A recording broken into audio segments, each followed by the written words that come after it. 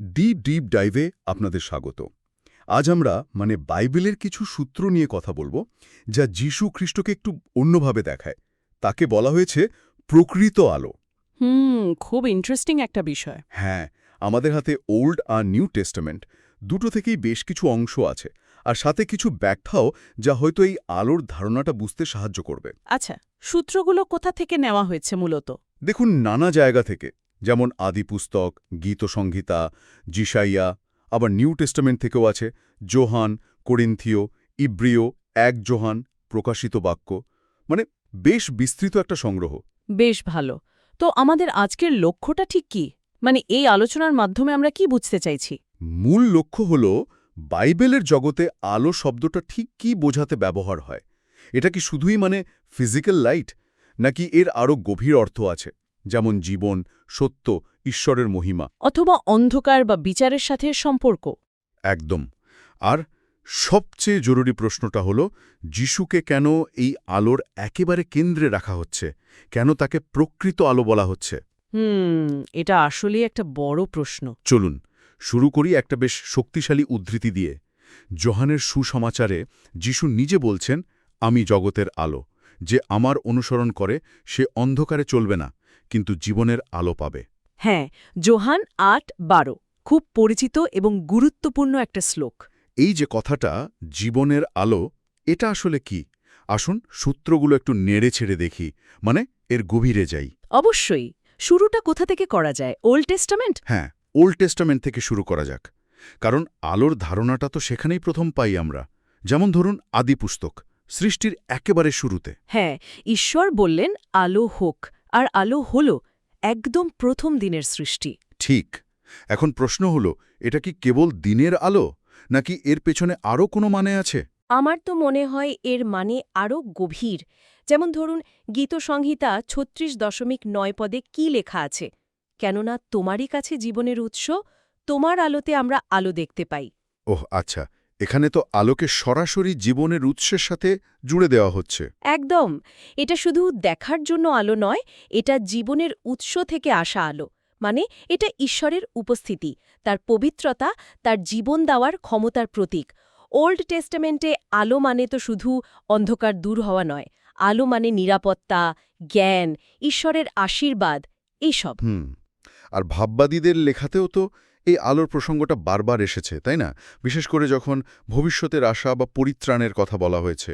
ঠিক তাই। যিশাইয়া ভাববাদীর বইটা দেখুন, সেখানে তো বারবার আলো দিয়ে পরিত্রাণের ছবি আঁকা হয়েছে। ঈশ্বর তার মনোনীত দাসের মাধ্যমে সব জাতির কাছে আলো পৌঁছে দেবেন, এরকম একটা প্রতিজ্ঞা আছে না? হ্যাঁ, যিশাইয়া ৪৯.৬, তাই তো, যেখানে বলা হচ্ছে তিনি তাকে জাতিগণের আলোরূপে স্থাপন করবেন, যেন তার পরিত্রাণ পৃথিবীর শেষ সীমা পর্যন্ত পৌঁছায়। ঠিক। আবার যিশাইয়া ৬০ অধ্যায়ে দেখুন, একটা অসাধারণ বর্ণনা আছে। বলা হচ্ছে, এমন দিন আসবে যখন মানুষের আর সূর্য বা চাঁদের আলোর দরকার হবে না। কারণ স্বয়ং ঈশ্বরই হবেন তাদের অনন্ত আলো। তার মহিমাই আলো দেবে। এই আলো সব অন্ধকার, দুঃখ, পাপ দূর করে দেবে। বাহ! তার ওল্ড টেস্টামেন্ট একটা প্রত্যাশা তৈরি করছিল, এক মহান আলোর আগমনের জন্য অপেক্ষা করছিল মানুষ। একদম। যে আলো শুধু পথ দেখাবে না, জীবন দেবে, ঈশ্বরের মহিমা প্রকাশ করবে। আর এই প্রেক্ষাপটে তাহলে নিউ টেস্টামেন্টে যিশুর আগমনকে দেখতে হবে, যেখানে তাকে সরাসরি আলো বলা হচ্ছে। ঠিক ধরেছেন। নিউ টেস্টামেন্ট, বিশেষ করে যোহানের লেখাগুলো, ওল্ড টেস্টামেন্টের এই আলোর ধারণাকে যেন পূর্ণতা দেয় যিশুর মধ্যে। যোহান তো শুরুতেই বলছেন, যিশুতে জীবন ছিল এবং সেই জীবন মানুষের আলো ছিল। যোহান ১:৪, জীবন আর আলো, এই দুটোকে একসাথে মিলিয়ে দেওয়া হচ্ছে। হ্যাঁ, এটাই মূল বিষয়। যিশু শুধু আলো দেন না, তিনি নিজেই জীবন, আর সেই জীবনটাই মানুষের জন্য আলো। আচ্ছা, যোহান তো আরও এক ধাপ এগিয়ে গিয়ে যিশুকে প্রকৃত আলো বলেছেন। কোরিয়ান ভাষায় ছামভিত বা ছ্যামবিট শব্দটা ব্যবহার করা হয়েছে। এর বিশেষত্ব কি? হ্যাঁ, ছামভিত বা প্রকৃত আলো। যোহান ১:৯। এর বিশেষত্ব হল, যোহান বোঝাতে চাইছেন যে জগতে হয়তো অনেক কিছুই আলোর মতো মনে হতে পারে, জ্ঞান, দর্শন, নৈতিকতা, এমনকি প্রাকৃতিক আলো। কিন্তু যিশুই হলেন আসল, মৌলিক উৎস। একমাত্র তিনিই সেই আলো যা সত্যি সত্যি মানুষকে ঈশ্বরের পথ দেখাতে পারে, অনন্ত জীবন দিতে পারে। মানে অন্য সবকিছু এর তুলনায় অসম্পূর্ণ বা প্রতীকী? অনেকটা তাই। যোহান বলছেন, এই প্রকৃত আলো জগতে এলেন, তার নিজের সৃষ্টিতে এলেন, কিন্তু জগৎ তাকে চিনতে পারল না, এমনকি তার নিজের লোকেরাও তাকে গ্রহণ করল না। তার মানে আলো আসা সত্ত্বেও কিছু মানুষ অন্ধকারেই থেকে গেল। এটা কেন হলো? যোহান 3 অধ্যায়ে বোধহয় এর একটা ব্যাখ্যা আছে। হ্যাঁ, আছে। যোহান 3:19-21 পদ ব্যাপারটা খুব পরিষ্কার করে দেয়। সেখানে বলা হচ্ছে, বিচার বা দোষী সাব্যস্ত হওয়ার কারণ এটাই যে আলো জগতে এসেছে, কিন্তু মানুষ আলোর চেয়ে অন্ধকারকে বেশি ভালোবাসল। কেন? কারণ তাদের কাজ ছিল মন্দ। যারা খারাপ কাজ করে তারা তো চাইবেই না তাদের কাজগুলো আলোর সামনে আসুক, তাই না? তাই তারা আলোকে এড়িয়ে চলে, এমনকি ঘৃণাও করে। কিন্তু যারা সত্য পথে চলে, তারা আলোর কাছে আসে, কারণ তারা চায় তাদের কাজগুলো যেন দেখা যায়, বোঝা যায় যে সেগুলো ঈশ্বরের ইচ্ছাতেই করা হয়েছে। এখানে দেখুন, আলো আর অন্ধকারের মধ্যে একটা নৈতিক বিভাজন তৈরি হচ্ছে। আলো শুধু পথ দেখায় না, সে মানুষের ভেতরের উদ্দেশ্য আর কাজের আসল রূপটাও প্রকাশ করে দেয়। এই ধারণাটা কিন্তু বেশ শক্তিশালী। আলো জ্বললে বাস্তবতা প্রকাশিত হয়। মানে আলো এক ধরনের পরীক্ষকের মতো কাজ করে, কে আলোর পক্ষে আর কে অন্ধকারের। হ্যাঁ, সূত্রগুলো কিন্তু সেদিকেই ইঙ্গিত করছে। আলো এলে লুকোনো জিনিস স্পষ্ট হয়, ভালোটাও মন্দটাও। যেমন ধরুন 1 যোহান 2:9-10 পদে কি বলা হচ্ছে, যে নিজের ভাইকে ঘৃণা করে সে এখনও অন্ধকারেই আছে, আর যে ভালোবাসে, সে আলোতে থাকে। এখানে আলো মানে কি? আলো মানে ঈশ্বরের আদেশ, আর সেই আদেশের মূল কথা হল ভালোবাসা। যখন এই প্রেমের আলো আমাদের জীবনে আসে, তখন আমাদের ভেতরের আসল অবস্থাটা বেরিয়ে পড়ে। আমরা কি সত্যি ভালোবাসি নাকি ঘৃণা করি? আমরা কি বাধ্য নাকি অবাধ্য? সূত্রগুলোতে একটা বেশ মজার সম্পর্ক দেখানো হয়েছে। আলো সমান বাক্য, সমান আদেশ, সমান প্রেম, সমান জীবন। এটা একটু খুলে বলবেন? অবশ্যই। এই সমীকরণটা আসলে পুরো ব্যাপারটার সারমর্ম। দেখুন, ঈশ্বরের আলো আসলে তার বাক্য বা সত্যের প্রকাশ। আচ্ছা, এই বাক্যই আমাদের কাছে আসে তার আদেশ হিসাবে। আর এই আদেশের মূল কথা হল প্রেম, ঈশ্বরকে ভালোবাসা, প্রতিবেশীকে ভালোবাসা। ঠিক। আর এই প্রেমময় আদেশ পালন করার মাধ্যমেই আমরা পাই আসল জীবন। সুতরাং ঈশ্বরের আলো গ্রহণ করা মানে শুধু কিছু তথ্য জানা নয়, বরং তার কথা শোনা, তার ভালোবাসার আদেশ মেনে চলা আর তার ফলে জীবন পাওয়া। বেশ গভীর সংযোগ। হ্যাঁ, আর এই আলো যখন আসে, তখন মানুষের সামনে দুটো পথ খুলে যায়। যারা এই আলোকে, এই বাক্যকে, এই প্রেমকে গ্রহণ করে, তারা পাপ থেকে সরে এসে জীবন পায়। আর যারা প্রত্যাখ্যান করে, যারা প্রত্যাখ্যান করে, অন্ধকারেই থাকতে চায়, তারা নিজেদের কাজের জন্য বিচারে মুখোমুখি হয়। সূত্রগুলোকে এই বিচারকে অগ্নিহ্রদ বা পুলমোত বলা হয়েছে, যা ঈশ্বরের থেকে চিরকালীন বিচ্ছিন্নতার প্রতীক। তার মানে একই আলো কারো জন্য জীবন, আবার কারো জন্য বিচার বা মৃত্যুর কারণ হতে পারে। নির্ভর করছে কে কিভাবে সাড়া দিচ্ছে তার ওপর। একদম তাই। আলোটা বিভাজক। আচ্ছা, আলোর প্রতীক হিসাবে তো আরও অনেক কিছুর কথা বাইবেলে আছে, তাই না? যেমন সূর্য বা ধরুন পুরনো নিয়মের সেই মহাপবিত্র স্থান। ঠিক। সূর্য আমাদের আলো দেয়, জীবন টিকিয়ে রাখতে সাহায্য করে। মন্দিরের সেই সবচেয়ে পবিত্র জায়গাটা ছিল পৃথিবীতে ঈশ্বরের উপস্থিতির প্রতীক, যা খুব আলোকময় ভাবা হতো। এদন উদ্যানও ছিল তেমনই এক জায়গা। এগুলো সবই গুরুত্বপূর্ণ প্রতীক, সন্দেহ নেই। এগুলো ঈশ্বরের আলো, মহিমা, জীবনের দিকে ইঙ্গিত করে। কিন্তু এগুলো তো প্রতীক মাত্র।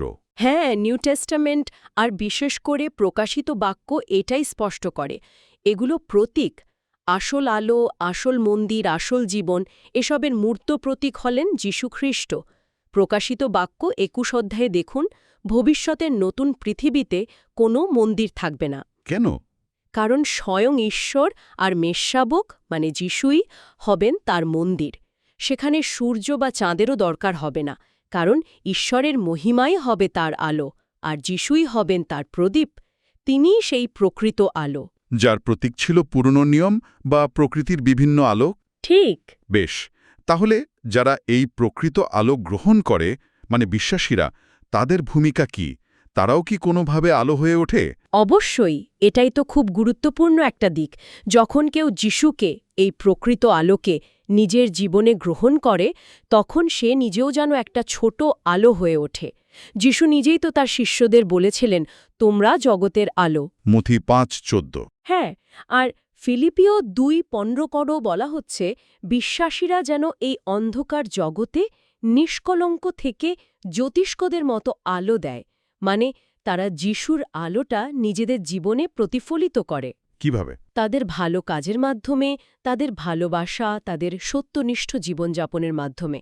তারা নিজেরা আলোর উৎস নয়, কিন্তু তারা প্রকৃত আলোর প্রতিফলনকারী, মানে রিফ্লেক্টর। ইন্টারেস্টিং। এবার একটু অন্যদিকে যাই, যদিও সম্পর্কিত।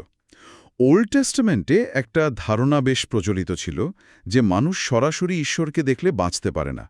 যাত্রাপুস্তক 33:20 পদে ঈশ্বর মসিকে তো এটাই বলেছিলেন। এটা বেশ ভয়ের ব্যাপার, তাই না? হ্যাঁ, অবশ্যই।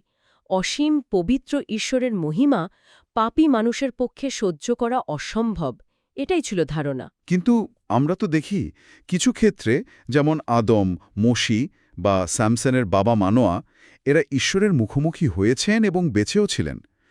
সূত্রগুলোতে ঈশ্বরের দূত বা ইয়োহোবাই সাজা এর কথা বলা হয়েছে এই প্রসঙ্গে। এটা কি ব্যাপার? এটা একটা বেশ রহস্যময় আর গভীর ধর্মতাত্ত্বিক বিষয়। ওল্ড টেস্টামেন্টে মাঝে মাঝে সদাপ্রভুর দূতের কথা পাই আমরা, যিনি ঈশ্বরের হয়ে কথা বলেন, কাজ করেন এবং কখনো কখনো তাকে প্রায় ঈশ্বরের মধ্যে সম্মান দেয়া হয়। তাকে কি ঈশ্বর হিসেবেও সম্বোধন করা হয়? হ্যাঁ, কিছু ক্ষেত্রে তাই মনে হয়। অনেক পণ্ডিত মনে করেন ইনি আসলে স্বয়ং ঈশ্বরের পুত্র, যীশুখ্রিস্টরই একটা প্রকাশ, মানুষ হিসেবে জন্ম নেওয়ার আগের প্রকাশ, মানে প্রি-ইনকার্নেট অ্যাপিয়ারেন্স। ও আচ্ছা। এর মাধ্যমে হয়তো ঈশ্বর তার সেই অসহনীয় মহিমাকে কিছুটা আড়াল করে মানুষের সাথে যোগাযোগ করতেন, যাতে তারা একেবারে ধ্বংস না হয়ে যায়। কিন্তু এটা ছিল বিশেষ সময়। সাধারণ নিয়ম ছিল সরাসরি সাক্ষাৎ সম্ভব নয়। তাহলে যিশুর জন্ম বা দেহধারণ, মানে ইনকার্নেশন, এই সমস্যার সমাধান করল কিভাবে? এখানেই তো দেহধারণের আসল মাহাত্ম্য। যখন ঈশ্বর মানুষ হলেন, যীশু খ্রিস্ট রূপে পৃথিবীতে এলেন, সূত্রগুলো যাকে বলছে ফিজুমলি দেশিন্দা, মানে তিনি সৃষ্ট জীবে পরিণত হলেন, তখন এক অবিশ্বাস্য ব্যাপার ঘটল। কি রকম? অসীম, অদৃশ্য, অতি পবিত্র ঈশ্বর, তিনি সসীম, দৃশ্যমান, স্পর্শযোগ্য মানুষ হলেন। ভাবুন একবার, 1 যোহান 1.1 পদে প্রেরিত যোহান কি বলছেন? বলছেন, যা আমরা শুনেছি, যা নিজের চোখে দেখেছি, যা নিরীক্ষণ করেছি এবং আমাদের হাত যা স্পর্শ করেছে, সেই জীবনের বাক্য সম্বন্ধে। তার মানে মানুষ এখন ঈশ্বরকে দেখতে, শুনতে, এমনকি স্পর্শ করতে পারল, মৃত্যুভয় ছাড়াই। একদম। যোহান 1:14 বলছে, সেই বাক্য মাংসে মূর্তিমান হলেন এবং আমাদের মধ্যে বাস করলেন, আর আমরা তার মহিমা দেখেছি।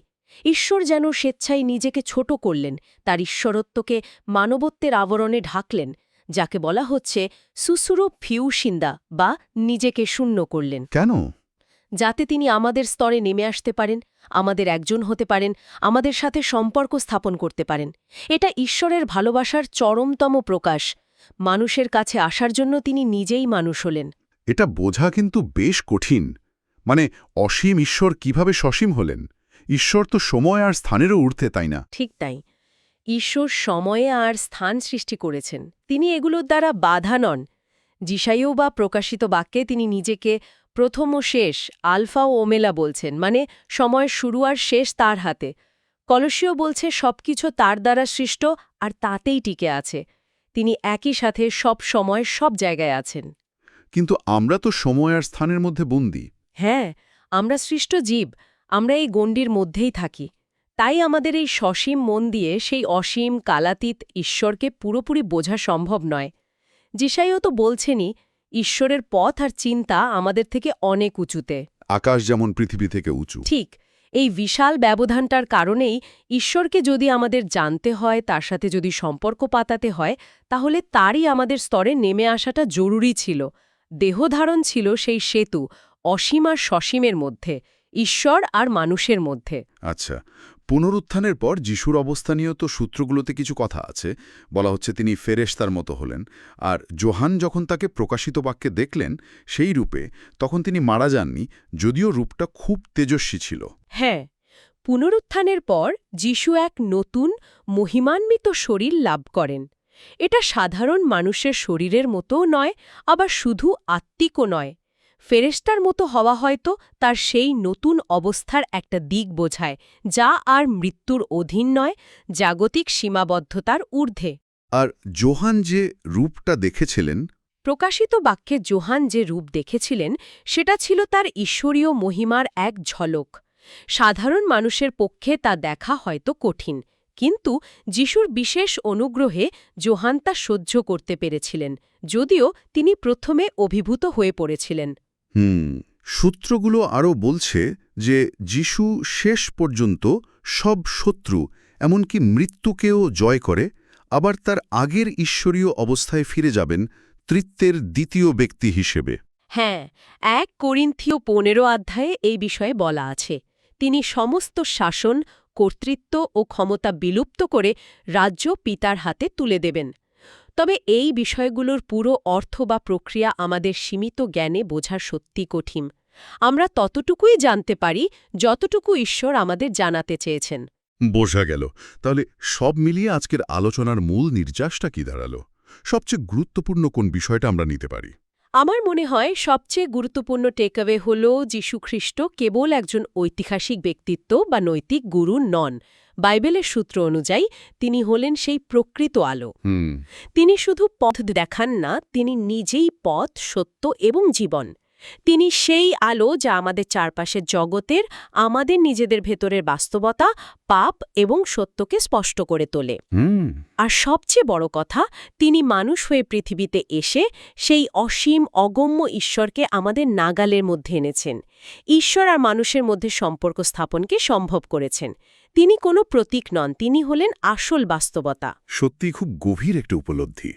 আচ্ছা, এই আলোচনা শেষ করার আগে শ্রোতাদের জন্য একটা প্রশ্ন রেখে গেলে কেমন হয়, যেটা এই আলোচনা সূত্র ধরেই আসছে? হ্যাঁ, নিশ্চয়ই, বলুন।